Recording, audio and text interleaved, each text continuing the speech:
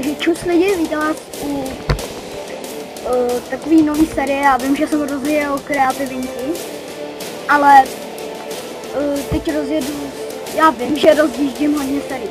Dobře, tady teď nebudu vydávat videa moc často, ale hlavně z těch kreativinek. Takže tady to prostě bude série, kde budu prostě, budu tam prostě dávat free to play hry, takže takový trochu retro, free to play hry, nebo prostě takový, prostě free to play hry ze Steamu, vždycky dám do popisku videa, takže je to Expendables, je to taková retro hra, něco jako Broforce, akorát je to zdarma. A je to, mi přijde líp zpracovaný, sice je to pořád 2D, no to uvidíme. Tak dáme continue. Ak, jo. Jinak já si přinesl trochu stavení střelní, protože ono, když hrajou dva nebo těch víc, třeba dva na jednom počítači, tak je to potom horší, takže asi nějak tak, no je to prostě hrozný, tak jo. Takže vidíte, je to líp graficky zpracovaný prostě, graficky moc ne, ale je tam lepší, jsou tam jiný level.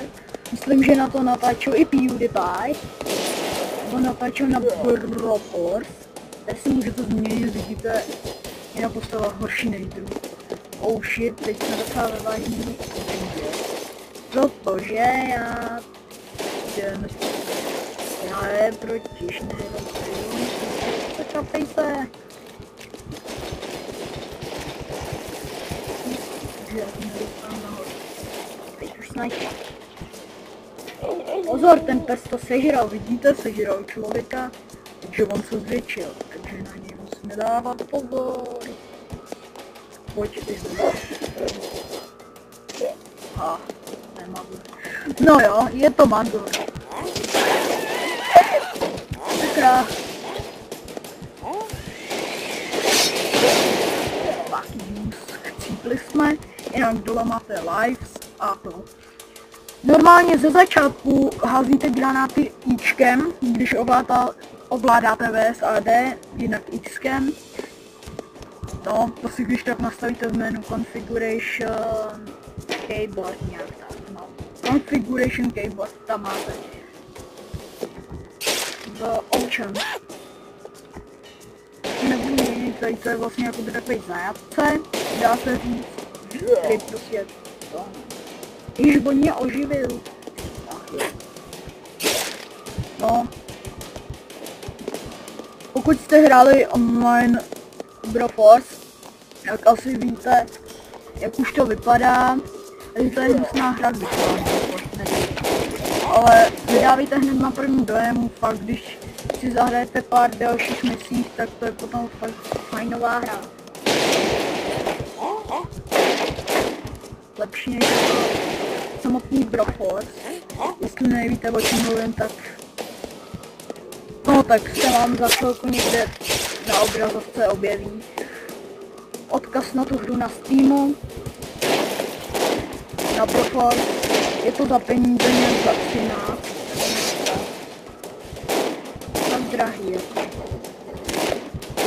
Podle mě stojí za to spíš The Expendables, nebo jak se to bude, nejsem takový dobrý angličtina, možná tady. Dál, já, kurva pes, taky se, tak já mám Jerry už.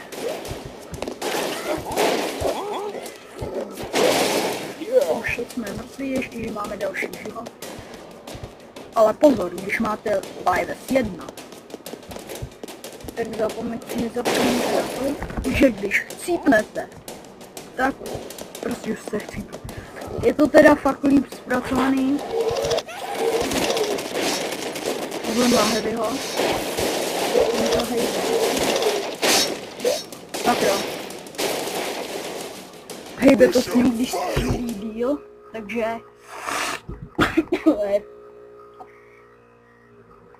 no, hejbe to s ním. Jinak... jsem rád, že už mám 17 odběratelů. Jak říkám, ty free-to-play hry nebudou vycházet moc často, těšte se i na hru Unturned.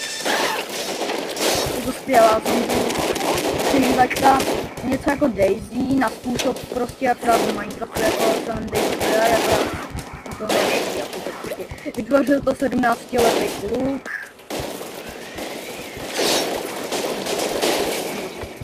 No, 17letý kluk, podle mě na ten jeho věk ta hra docela dost dobrá. Ta krev sice není ještě úplně dodělaná, ale jak vylítává z těch zombíků, jak se uchytává na tom, tak to je dobrý.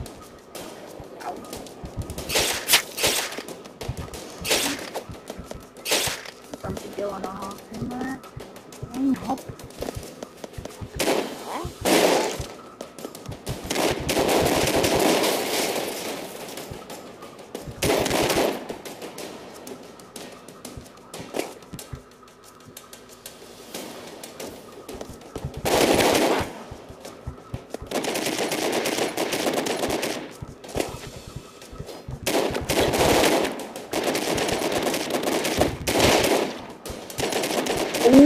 Shit. Jinak druhý, budu dělat ještě pár pohledů na tuhle hru, tak dva, jo, dáme si maximálně dva, nebo tak maximálně tři ukázky na hru můžu dělat. Druhá ukázka možná bude, když to bude na jednom počítači hratelný, ta hra, tak vám ji prostě ukážu v druhém pohledu, abyste viděli, jak vypadá prostě multiplayer. Je to něco jako Star Wars, jeden díl, jak prostě musíte být u sebe, ne, že se vám rozdělí obrazovka, to ne. Prostě zůstanete u sebe. Víte, co myslím.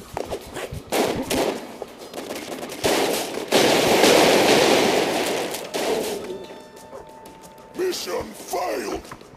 No, multiplayer sice nic moc, ale jako když chcete nějakou těžkou misi udělat, tak s kamarádem, to je dobrý. Ale pozor, ať nezmáčknete, když si dáte pro jednoho a chcete si to prostě pro jednoho taky zahrát.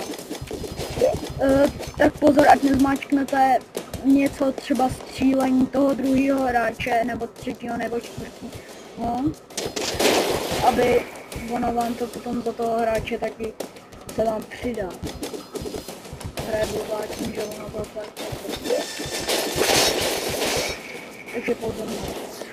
No jinak je všechno v pořádku, takže když si nastavíte nastavení prostě daleko od toho druhého hráče, tak se to neměl stát, ale to základní musíte dát.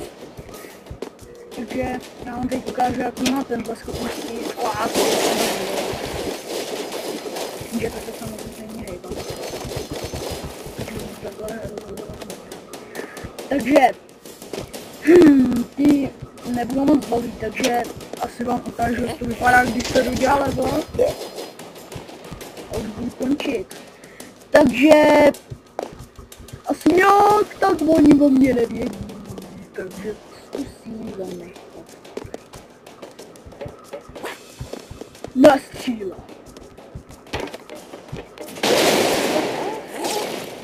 Mission fail.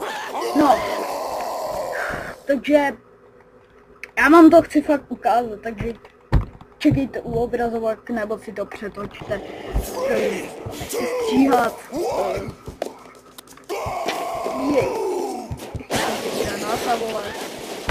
No.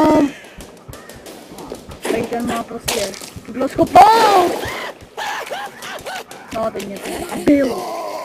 Víte to, přetočte si to. Teď si to nějak přetočte, kde prostě už budu odlítat. Nebo někam dál, jo. Já tady stejně budu sice mluvit, koho kdo chce vidět. jak to dělám. Jo, tady to je vražení, když mě jenom střejte, tak ona ne sice okamžitě, ale velmi malou dobu vybouchne.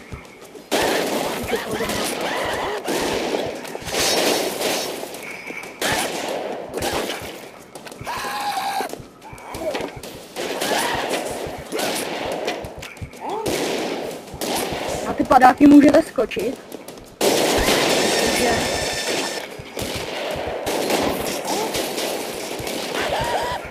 jinak, když hrajete v muťáku a chcete odletět s kamarádem, tak musíte skočit stejně, nebo on to ještě musí stihnout, nebo vy.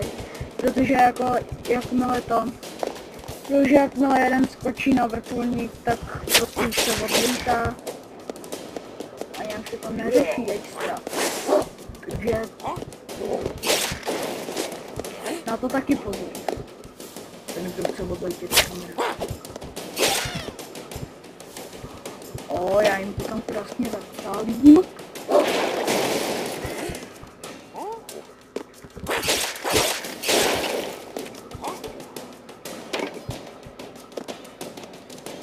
Američan tu není.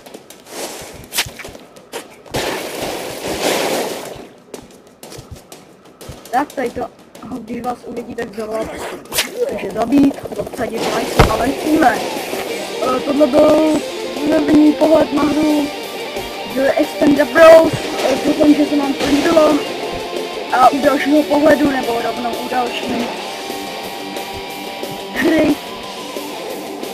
Čus! Vidíme se všichni. Takže,